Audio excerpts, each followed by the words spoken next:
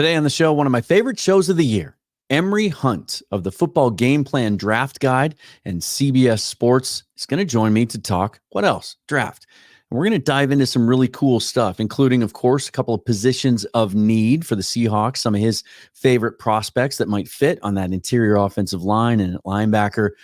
But the other reason that I like having Emory on the show is he's different. He takes a different approach than other draft guide publishers and other scouts. He goes deeper. He casts a wider net. He goes to a lot more schools and a lot more all-star games. He's a lot more open-minded. We'll talk about his quarterback rankings as an example of that. You might be surprised with how he has guys ordered and a surprise name on that list that might be of interest to the Seahawks later in this draft. Let's get into it. Emory Hunt talking draft today on Seahawks Forever. Welcome to the Seahawks Forever podcast.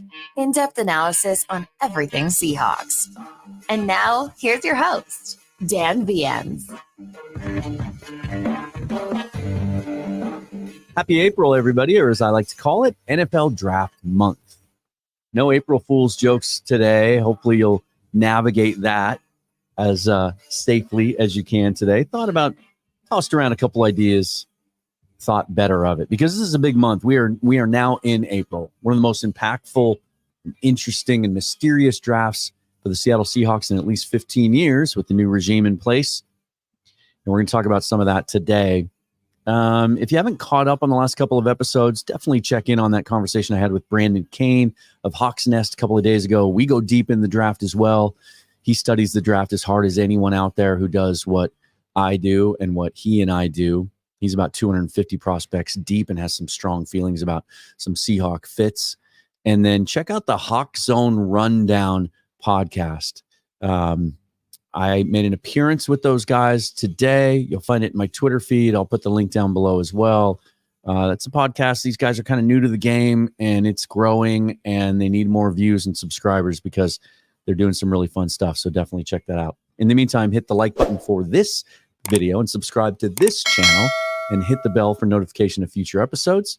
You can subscribe on Spotify and get ad-free audio episodes for less than $1 a month. That link will be in the description, but you can subscribe on any audio platform you prefer, or you can just buy me a beer or a coffee, as many of you have at buymeacoffee.com. That link will be in the description as well. I appreciate all the support. Let's get right into this, because you know how much I love the draft and let's be honest, right? They say the first step towards solving a problem is admitting you have one. And I have a mock draft problem. And you'll see that tomorrow when Michael Thompson and I get together and do dueling mock drafts and a live between us. It's just the beginning, as we are now in that official month. So, but for today anyway, let's let Emory do the talking. Here's my conversation with him earlier today. Honored to be joined again by Emory Hunt from CBS Sports and publisher of the Football Gameplan Scouting Report. Emory, how many miles do you have on you so far this year? A bunch, man. You know, I call games. I attend games as a scout, you know, in terms of like going out and watching prospects that I'm not calling. And then I do in-studio work for CBS Sports. So, you know, it's a lot, man. I'm up and down the Eastern Seaboard for sure. One of the things I love about you is how deep you go. When you look at your draft guide, you focus on a lot more small school guys than some of the other draft guides that I see out there. Prospects I've never heard of, and that I think the general public and viewers of the show have never heard of. Is that what at some point you had to make the decision that you were going to go farther than others do? What went into that decision for you? It dates back to, you know, me as a former college athlete, right? And knowing that there were other talented players that didn't play in the SEC, didn't play at Florida State or whatnot. And, you know, just knowing that, hey, guys, I played with on my team that ended up going and playing in the CFL or playing in the Arena League when it was, you know, a big deal at the time. I knew those dudes were super talented. So if I had the opportunity to create a draft guide, I want to make sure I cast a wide net. I mean, think about it. Last year, John Hall out of Northwood signs with Seattle. I had a scout report on how I knew about John Hall from Northwood because I was an MC at the GLIAC Media Day, and they were in the GLIAC, and I interviewed the head coaches for each team. So obviously I'm keeping tabs on what those teams are doing throughout the season. I'm like, this dude got talent. He's tall, he's long, he's athletic. And so why wouldn't I put those guys in the guide? And the other thing was it shows you that because otherwise I go to all of these all-star games, right? Mhm. I don't just go to the Senior Bowl and then the Combine. I'm at the FCS Bowl, which starts in December. Then I go to the College Gridiron Showcase, the Hula Bowl, Tropical Bowl, the at the time NFLPA Bowl, and now the East West Shrine Bowl, then Senior HBCU Legacy Bowl, like that, right? So I go to all of them, and if I'm gonna be there, why wouldn't I have a scout report on 90% of the guys that are there? Otherwise, I'm wasting my time going to these different all-star games to not have any work for it, right? So why Yeah. not just put those guys in the guide? And it helps round out your scouting blade, so to speak, because by the time you start at the FCS Bowl and by the time you get to the Senior Bowl, you've seen the athleticism and the skill set, the talent, and now you're able to say, oh man, this dude I saw at the FCS Bowl, he could be here at the Senior Bowl. So now you already get a gauge on where his true athleticism and talent really lies. So it helps you become a more well-rounded scout because anyone can go to the Senior Bowl and say, oh, that guy's talented. Like, no, really, no, duh. Like, he has the Ohio State helmet on. Of course he's talented. And he's at the Senior Bowl. He's not a sleeper if he's at the Senior Bowl. Yeah. So well, a lot of these guys too is some of these guys that we're talking about in the top half of the first round, guys like Jared Verse or guys later on, like Braden Fisk. I mean, they started out at small schools, and in this, the transfer portal era, I think fans maybe don't understand that some of these guys that they see coming out of Ohio State and Michigan, some of these big programs, come draft time at the end of the month, started out at small schools and elevated themselves. But I want to take this a little bit further too, because I feel like there's more to it than that. You must have a more open mind and in some ways be able to allow yourself to be more objective than some of these other scouts that put out guides. Because, man, I'm telling you, we were talking about it a little bit before we started today. All of the guides, for the most part, look nearly identical. Yours looks different. And so what is it about this industry that prevents some of those other guides from escaping the consensus and taking chances? That's a fantastic question. And I feel like it really boils down to a lot of people are afraid to be wrong in public. And I've always said this, and this is my philosophy. I'd rather be wrong by myself than wrong in a group. Because if you're wrong in a group, that shows that no one's thinking. If you're out there wrong by yourself, at least, hey, you took a shot, you saw what you said, what you saw, it didn't work out, and you moved on, and you got better, and you moved on, right? It happens. But I feel like a lot of folks are afraid to be wrong or to afraid to admit that they're wrong and are not confident in their opinion to defend themselves if they have a take that's outside of the general consensus. And if you can't defend your take, how much work really went into that take? So if you're looking at a list and seeing that everyone has this guy number one, or you get married to a way too early mock draft in May and kind of, well, I got to keep this guy in the first round because everybody kind of has him in the first round. If you truly deep down don't believe that guy's a first round talent, then don't put him in the first round. And so if you don't have that self-confidence, that ability to really defend your point and hammer home why you feel like this guy is rated here or there, then that's why you see a lot of the lists, a lot of the guides, a lot of the analysis all be the same. So when you have and Emory Hunt comes in and says, hey man, Anthony Richardson is my QB1, and this was in July of 2022, before he was a full-time starter at Florida. Yeah. Like, yo, who's this crazy dude that you're just saying that for clicks? You're just saying you don't believe that. And then after the first game of the season, everyone now wants him as a Heisman Trophy winner, and he goes in the first round. So it's kind of like, dang. But no one comes back and says, you know what, Emory actually was on it early, because they'll slowly start to, mold their takes to include him in the first round, or include, they'll come around eventually. But they never really want to stand out there initially and take the brunt of the force of the barrage of the anger that comes with being an independent thinker. Yeah, and it's funny that scouts and media are afraid to be wrong because these GMs are wrong all the time. I mean, there's a long track record of it, and there's examples of this philosophy of yours all throughout your draft guide. And, nowhere is it probably more easy to identify than at the quarterback position, because, fans gravitate towards that position. And these names are known because the ones that are front and center, right? And just going through your top 11, actually, there's a reason I go to 11. 1 and 2, you're Caleb and Jalen or Jaden McDaniels, just like everybody else, pretty much, right? Some have May too, but you've got Caleb Williams, Jaden Daniels, 1 and 2. Then it gets a little interesting. Your number 3 quarterback on this list, Spencer Rattler out of South Carolina. And then you go Jordan Travis, Florida State. Then Drake May, Michael Penix, who we've talked a lot about on the show recently, JJ McCarthy. And so it's almost as if your rankings are just like everybody else, except Rattler and Travis snuck in there. What is it about those two guys that you really like? And if you think about the Rattler, if you go back in, there's always a tweet. And if you go back to this was January before the Senior Bowl, I was on Ross Tucker's show, and I said, hey, Spencer Rattler is my QB3 in the draft, and expect him to go to the Senior Bowl and blow up.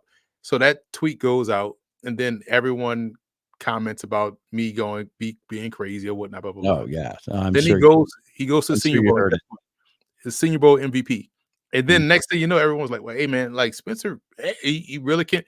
So I'm always saying, if you're watching the tape truly, like you mentioned earlier, in an open-minded, unbiased way, you can see things a little bit clearer, and you allow those thoughts to kind of come in and be like, yeah, I feel like this is a strong take. With Rattler, it was the fact that he played a lot of pro ball already. He has the highs, started out great as a freshman, gets usurped by Caleb Williams, and just goes through a lull the rest of the way at Oklahoma, transfers, didn't start out hot at South Carolina. The last 6 games of 2022 played really well, had the big upset win against Tennessee, and had a big win against Clemson. And then he goes and has a good game against Notre Dame. And then he comes back. And because obviously I was like, hey, man, you better leave while your name is hot. You're on an upswing. He comes back to try to get more coaching and put more games like those last 6 on tape. And he does. But the team success isn't the same because the offensive line was in flux, and you saw him still fight through that. So you like to see him. You like that he went through the ups and downs and stayed true to the course.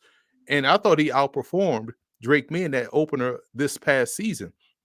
They just didn't have the offensive line to get it done. And for Jordan Travis, I truly believe if Travis doesn't get injured and goes through the playoffs and goes through the postseason All-Star game circuit, we'll be talking about him as a first-round pick because the offense just moves with him under center. He is someone that you could literally point to and say, yo, he got better every single season to where his perception changed on how you looked at him. You was like, I don't know if this guy is probably playing the right position. Then, yeah, he's a good quarterback. And then, they need him to win. And I feel like he was making those strides. He had made those strides. So that's why I'm not going to forget the years of tape that I watched on Travis and not talk about him. And that's why he's not outside of my top 5. Yeah, I keep hearing about him. He doesn't have a good enough arm to play in the NFL. And then you watch the tape and he just has NFL throws all over his tape, just all over, small windows. And tell me this then, because it seems like the blind spot that some of these other people have that do what you do is that once they make their mind up about someone, even if it's early in the process, there's almost nothing that can come along to change their mind. How hard is it to change your mind when the information changes, right? When the evidence in front of you changes, and maybe you have a guy rated high, and then you see something along the way during the process where you go, maybe I need to rethink that. Yeah, you have to have that, man, because that's how you get Spencer Rattler being your QB3. Because prior to his South Carolina, run or the last 6 games of 2022, I was like, man, I can't believe folks were looking at Rattler and saying, I remember this vividly, how people used to look at Jalen Hurts' rookie season and say, man, just throw him out there. And if they don't win this game, they always put these ultimatums on certain quarterback prospects. If he doesn't win this game, then you could take Spencer Rattler in the first round next year. Yeah. I'm like, wow, what do people see about Spencer Rattler that says first round pick based off what we've seen in Oklahoma? Like, And so that's an example of me having an initial take and then changing my thought process based off just being open-minded and watching him play and watching him develop and knowing what he was. And you can't lie to yourself and say that what he put on tape at South Carolina is a lot better than what he put on tape at Oklahoma. And even when he got benched, it wasn't the fact that his numbers stunk. The numbers were okay, but the play was erratic. And that changed. And so when that changed, it was like, hey man, he got better. He got better, and you got to give him his props. And then I always like finding the sleeper, right? And you do that better than anybody. And so I'm looking at your top 11, and 10 of the 11 names, I think most of the viewers of this show would know and have probably brought up on their own in the comments at some point, hey, here's my guy, here's my guy. DJ Irons is someone that I want you to talk about for a second. Akron quarterback, pretty good size, just a guy that I wasn't familiar with, but you have him rated ahead of Joe Milton, Michael Pratt, and Bo Nix, who's your 11th rated prospect. What is it about DJ Irons, the small school kid, you like? Well, first of all, let me. I'm not going to let people slide with calling FBS programs small schools, because that's the trick the national media has done. Right. They have made that section of FBS programs. First, they called them Group of Five, but then they've made them now considered small schools because it's taken away the role of these analysts to do their jobs. And so now, when they say small school, they just say FBS. Oh yeah, it's small. Like no, and that absolves them from going and finding the John Hall from Northwood, because man, I look at small school guys. I mean, I look at Northwestern. Like, man, shut up, man. Like, so that's I'm not absolving. It's not you, but I'm talking to those guys. So I'm not absolving those guys. But it was funny with Irons, right? I was grading. It was a situation where I was grading. This was last season.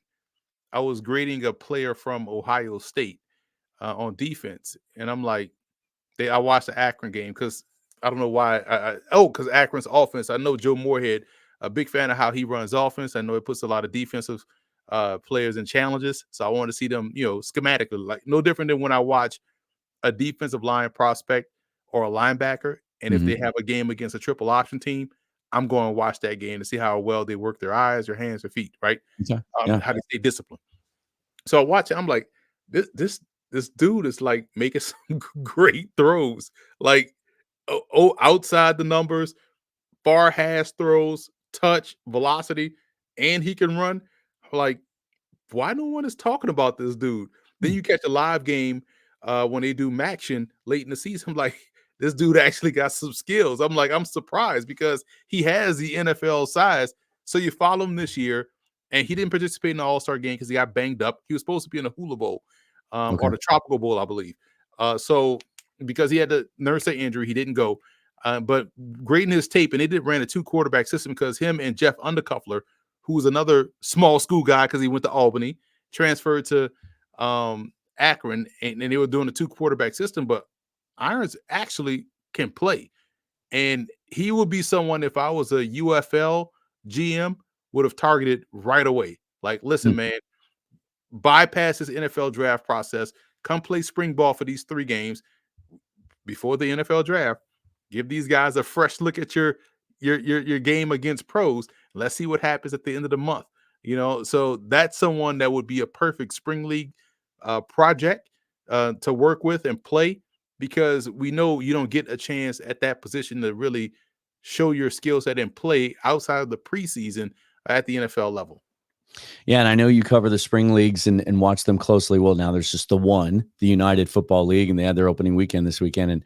And that's an issue I've always had with the spring leagues. And I hope they get to that point. I really do. I hope they get to the point where they prioritize young quarterbacks who fell through the cracks and didn't make a roster in the NFL, because I've been of the opinion for quite a while, and I think it was verified to me anyway over the weekend, that they've taken some steps in this direction, but as long as guys like Luis Perez continue to be trotted out there as your starting quarterbacks when you only have 8 teams, they're doing it wrong. We got to develop these young quarterbacks, right? Especially when Lindsey Scott is behind them. And we know Lindsey Scott is a superstar, and that's the type of guy that should be playing right now in the spring league.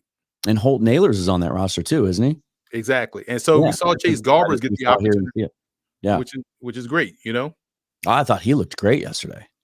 I watched him play a little bit at Cal, obviously being a Wazoo guy, but I thought he was probably the best quarterback out there. And then seeing Matt Corral out there again too, who had connections here to Seattle. There was reportedly a lot of interest that year, and Carroll liked him. And then he had some mental health issues he needed to take care of. Hopefully those are all behind him. But I thought, guys like that, guys like Garbers and Corral, I think are the guys we need to be seeing in that league. They need reps, man. Yeah, it was fun to watch him. Before we move off quarterbacks, I just wanted to ask you this because you've been putting out this guide now for 5 years. I think this is your 5th one, you said. So that means 2022, you were heavily into this. What was your grade on Sam Howell coming out of North Carolina, who the Seahawks just acquired a few weeks ago? He was my 10th quarterback, and I probably was a little bit too low on him because there were 3 guys that I had in that everybody talked about in the beginning of the way too early mocks as the first round guys. He was a part of that. I had him 3rd with the same grade of the Matt Corral and also Carson Strong. So I had Carson Strong 8, Matt Corral 9, and then Sam Howell 10, but all had a grade of 74, which is a decent starter, right? But when you watch Matt Howell, you like the fact that he is an athlete. He does hold the ball a little bit too long. Kind of reminds me of what we've seen as a prospect from Bo Nix. Okay. They kind of play the same game. But Howell, you wonder what happened in the drop off from 2021 to 2022 or 2020 to 2021. And that was the biggest concern for me. But he went out there, he started a full season with Washington. I thought that was good for him. We normally don't see that. A guy drafted that late get an opportunity to really just play through a season and let the chips fall where they may. And I'm glad he got that opportunity because we got to see what it would look like. Sam Howell starting with a good stable of receivers. They didn't really have the run game, but so they leaned into what Howell does as a runner and also him just throwing the football. So we got to see him play. And I kind of like that he's still getting that opportunity to really at least compete to be a QB2. You got starting experience. So we've seen what it looks like as a starter. We've seen you be able to win some games. So I think that's a good pickup for Seattle. Let's talk about a couple of other positions of need that seem to be the biggest focus this offseason for the Seahawks and thus their fans. And the first one is the offensive line. I think we all agree that they've got some nice pieces on defense. They did some heavy lifting there, bringing back Leonard Williams and signing some other free agents on short-term deals. But that offensive line still has a lot of question marks, especially on the interior. It sounds like the tackles are going to be set. Charles Cross will be in year 3. Abe Lucas, John Schneider says that knee procedure, they're optimistic about it. He should be ready to go week 1. So assuming that those guys are in place, and then they go out and sign George Fant as a swing guy that can just give you a little insurance. Year 2 for Olu Oluwatimi and Anthony Bradford, we expect them to be in the mix. But offensive line is clearly a need going into this draft. And John Schneider made some comments a couple of weeks ago that I think people have taken and run with, and they misunderstood them about how guards are often overdrafted and overpaid. It's a need, and I still expect them to go guard early, if not in the first round, if they were to use their first-round pick. And right now they sit at 16.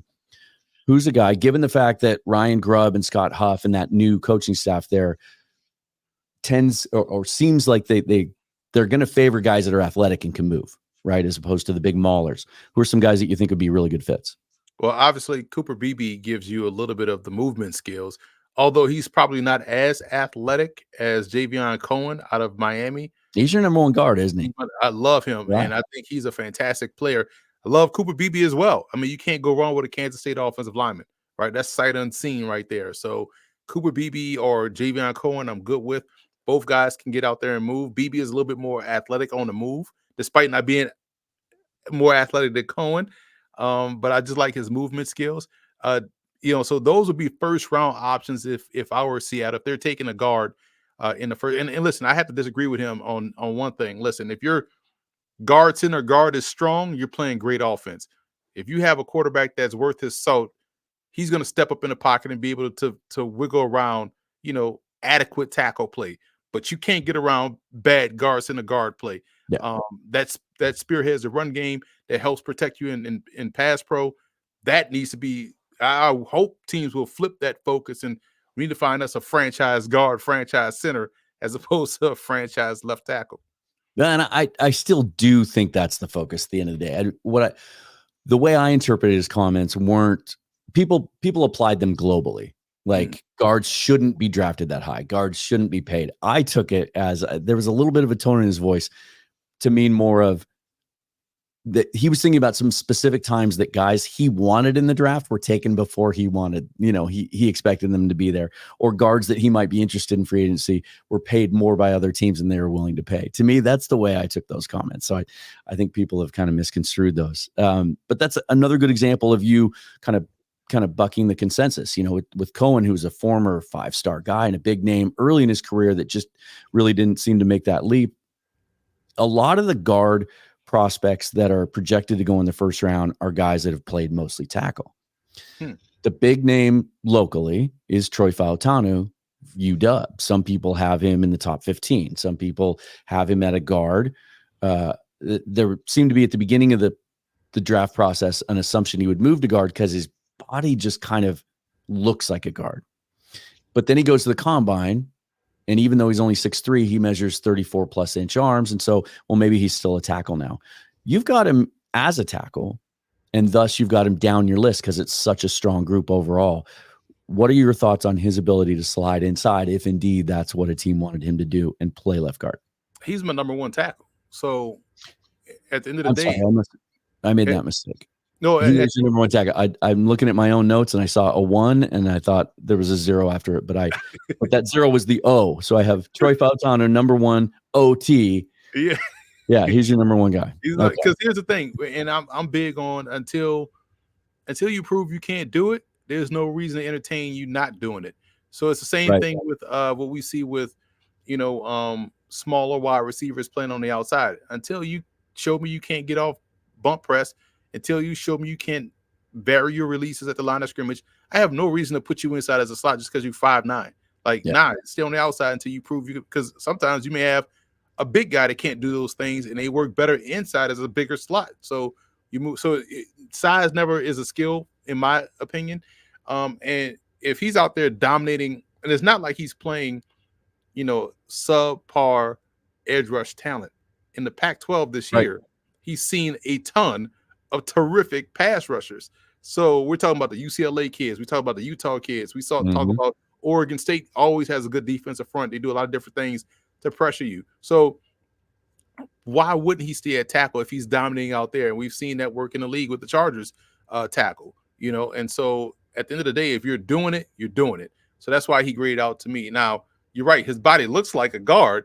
But for me, it's just like until you prove you can't block NFL level defensive ends, then let's just see how we know we can slide you inside and perhaps, you work at guard. But until that happens, until we have to, make that decision, you're going to stay your butt out there at tackle. You have 2 mantras. One you just mentioned, it's not size is not a skill. And your other one is it doesn't matter where you play, but how you play. Fautanu, a good example of that. Just 6'3", teams like their tackles to be taller, but he's got those long arms. It's funny. You just made me think of something else that I thought of from yesterday. I saw Matt Miller posted. He tweeted something about Michael Barrett, the linebacker out of Michigan. Said that in particular, the game he watched against Alabama was the best game he'd seen any linebacker play all year. So I went and watched it. And my point isn't about Michael Barrett here. It's just that Michael Barrett's listed at 6 foot, 233 pounds. I turn on the tape and he looks like a tiny little will linebacker running around. It's Fautanu, the same thing. He's 6'3", 315, 312 pounds, 34-inch arms, but you turn on the tape and he looks like a squatty little guard. Sometimes college uniforms make a guy look different. So how do you have to battle that sometimes? Do you have to, when you're watching a tape, kind of double check your work, go back to combine measurements? Is this guy really 6'2"? Is this guy really 6'1"? It's funny. Here's my process on that, because I watch so many players. I kind of can, get a good perspective on true size, right? Because if you watch a guy at a Division III program and he looks enlarged, right? And then you see him at the All-Star game circuit, or you get it, he gets lucky enough to go to the combine and gets measured. And he measures in at 6'1". You're like, damn, 6'1" on Division III field looks like that. Like Yeah. compared to 6'1" in the SEC, looks 5'11". Like so, Yeah. you do it. Sometimes it does jump out at you. Like like I'm watching John Hall at Northwood because he's listed as 6'4", right? Mm-hmm. But it's probably closer to 6'2". Yeah. But when you're 6'2" and a half, closer to 6'3", you're gonna look 6'4" out there amongst a bevy of 6-foot players and 5'9", 5'10" corners. You're gonna look larger. But yeah, and sometimes it was funny you say that about the uniforms. I find that when guys go to the pros, they look smaller in their uniforms than they did in college. They look massive in college, but then they get to the pros, they always look like they about 30 pounds lighter than what they were in college. Yeah.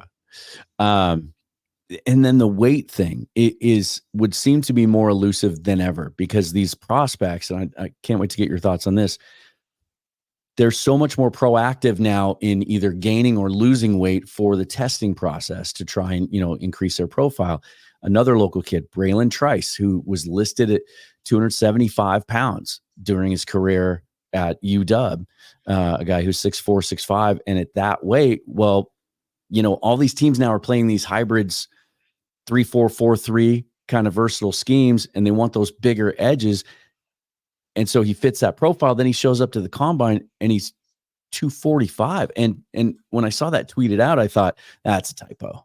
He's not 205. I got on a guy. I was like, he's not 245 pounds. And then 5 minutes later, there's Daniel Jeremiah saying that he cut to 245. How do you feel about that? And how does that affect what's the challenge then of trying to project a guy when you don't know what weight he's going to play at?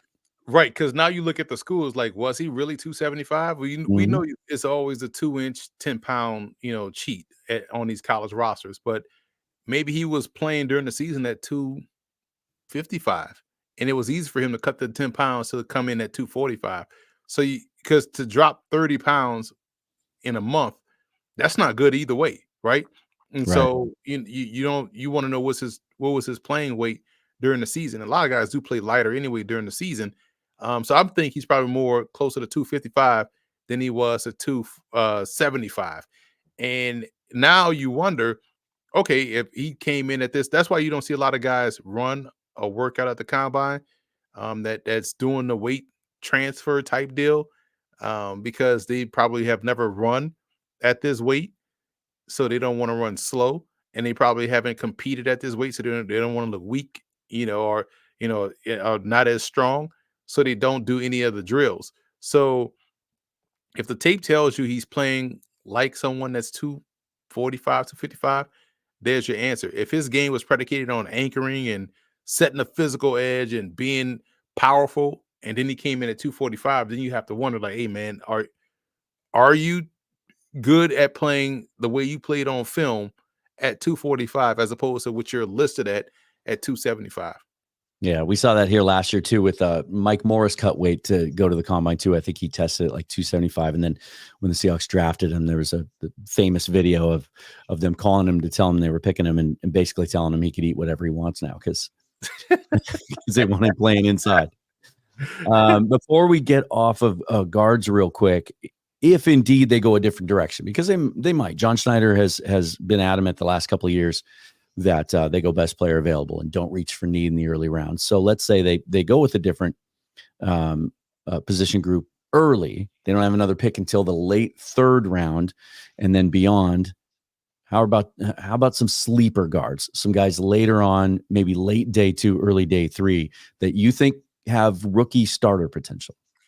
I like Dalton Tucker out of Marshall. I feel like he's a good one. Like, you talk about athleticism, he's someone that just gets out and he's clearing out space, man. Like, some guys get out there and just don't block nobody, but he gets out there and he does a great job in just connecting consistently.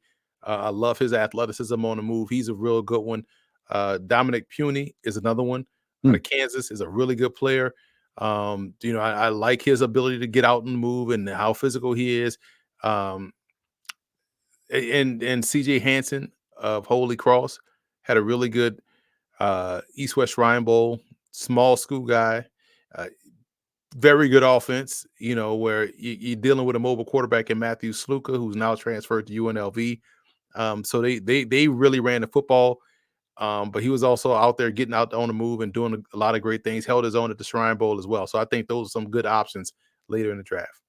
Puny's an interesting name to bring up just because yesterday I had a little bit of a Twitter debate with somebody. I literally had just been watching combine highlights, just kind of going back over some offensive linemen, and saw Puny's 40. It wasn't good, 5.35, I think 5.4, and was kind of a lumbering 40. And then moments later, somebody suggested to me that he'd be a good target, and I said, I don't think he moves well enough. Well, I jumped the gun because then I went back after the guy told me I was wrong and read some other scouting reports and watched some of his lateral testing, and he just doesn't run well straight ahead. But yeah, no lineman. Yeah. Let's move on to another position group that's got a lot of fans hoping that we address it in the draft. The Seahawks move on. They change out their entire linebacker room. Bobby Wagner leaves in free agency once again, goes and reunites with Dan Quinn in Washington. They lose Jordan Brooks in free agency. They turn around, they sign Terrell Dotson, Jerome Baker, but on 1-year deals. And so, me personally, and I know I'm not alone, we've got to get some guys in there on rookie deals, on 4-year contracts. We got to kind of be able to see the future of that linebacker position. What we know about Mike Macdonald is he doesn't tend to look for traditional Mike and Will roles. He wants interchangeable guys that can hit and cover. Who are your favorite linebackers in this group? Jeremiah Trotter Jr. and Edgerrin Cooper. I think those dudes are just phenomenal. Trotter is someone that has a little bit more coverage instincts than Cooper, but Cooper can get out there and run with you. But Trotter is someone that excels both in man and zone coverage. He can turn the ball over. He's good run and chase backer. Cooper is someone that's explosive. He's another one that's a good run and chase guy, but definitely can pressure you as well.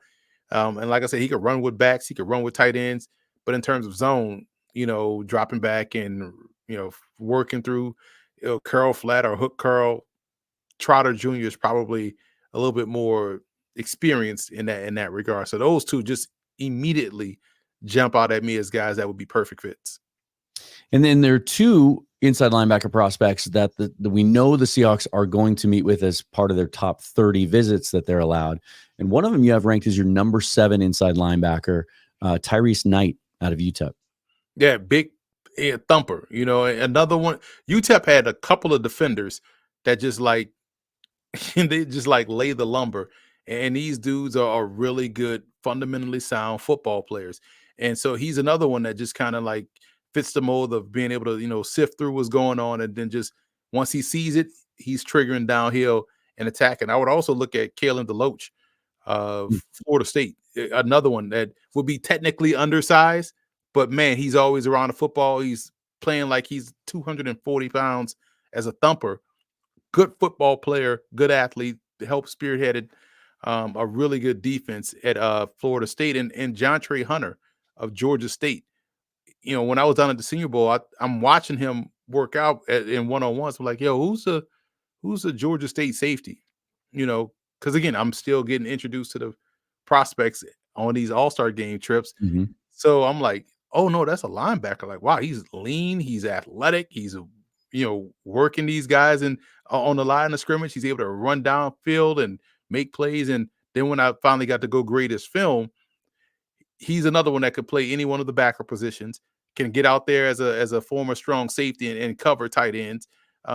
He can pressure, he can turn the ball over. He's another one that's a really good all-around football player at 6'2", 236. So he carries it well and looks the part, plays the part, and played in a very good football conference, the Sun Belt Conference. I want to step away from Seahawk needs specifically to finish up, because I just want to give you a chance and give the viewers a chance to kind of get some little nuggets from you. So who's a guy that you love, that you think, regardless of position or regardless of where he's projected, that you love, that you think is being overlooked, that isn't being rated high enough? Leandre Andrus from Mars Hill, an offensive lineman. No one's talking about this cat. He's 6'2", 315. Saw him at the FCS Bowl, and he really stood out as a pass protector.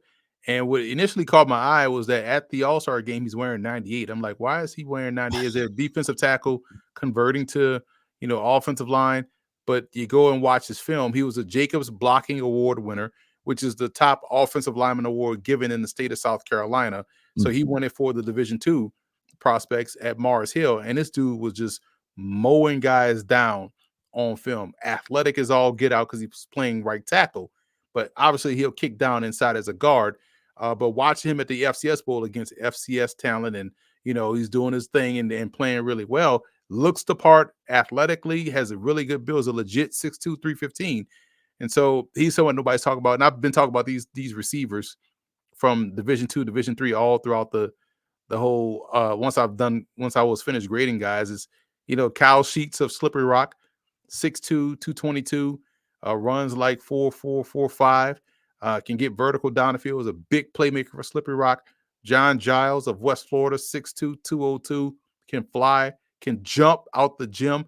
And those two Division III guys, Cole Burgess of Cortland and also D'Angelo Hardy of North Central, they were going toe-to-toe in the Division III championship game. This guy makes a big play. Here comes the other one making a big play. Burgess is a lot faster, but Hardy just plays a pro game. So both guys are excellent receiver prospects. Now you're starting to see a lot more people talk about Cole Burgess, but him and Hardy are really good receivers. And then who's a guy that everyone says is going to go high or go early that you just think they're missing on? Probably J.J. McCarthy.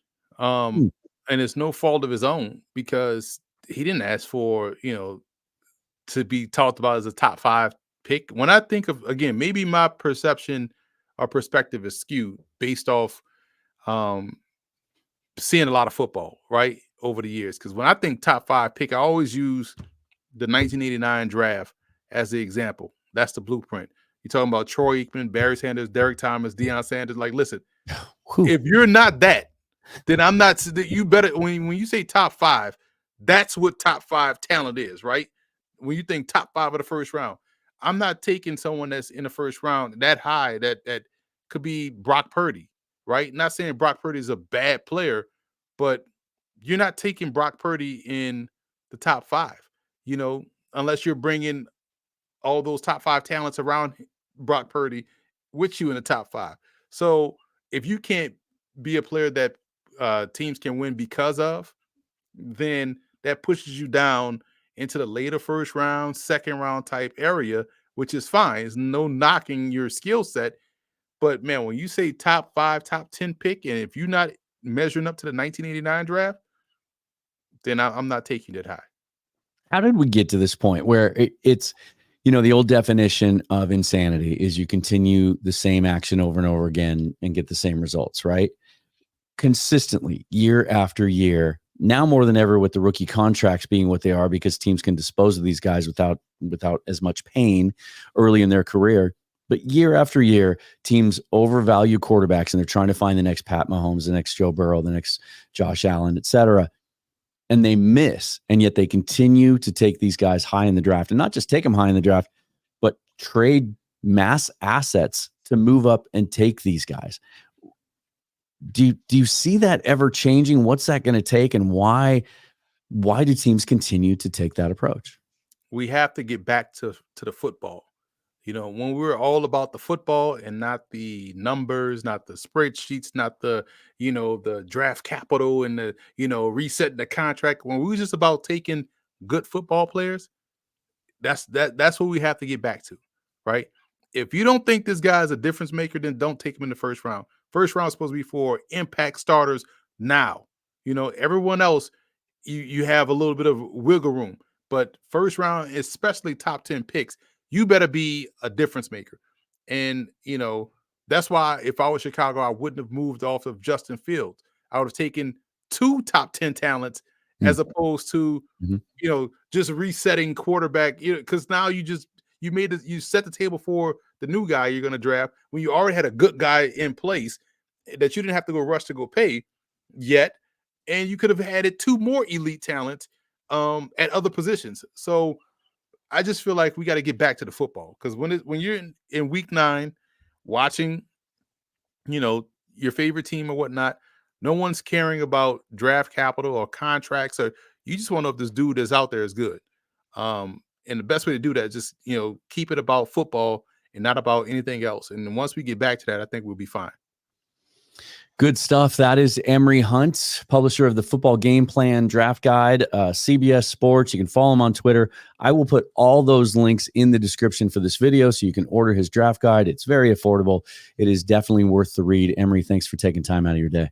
Appreciate you, man. Thanks for having me on. F-Ball Game Plan.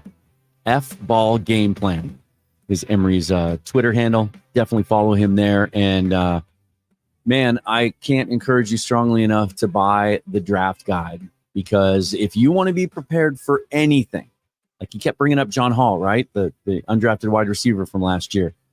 If you want to be prepared for any curveball the Seahawks might throw at you, his is the game, the draft guide to have, because you're just not going to find these names in a lot of the other ones out there. So thanks again to Emory for coming on. He's a busy man this time of year. What are your thoughts? Who are some of your favorite under-the-radar prospects that nobody's talking about that you'd love to see on the Seahawks? Let me know in the comments below. Until then, follow me on Twitter at Seahawks Forever. And we'll see you tomorrow with Michael Thompson and I. Michael and I have done a lot of mock drafts together. We've probably shared privately at least 200 of them over the last calendar year, I would say, or maybe going back to January of last year, kind of 2 draft seasons ago. So tune in for that. Until then, forever and always, go Hawks. Thanks for watching.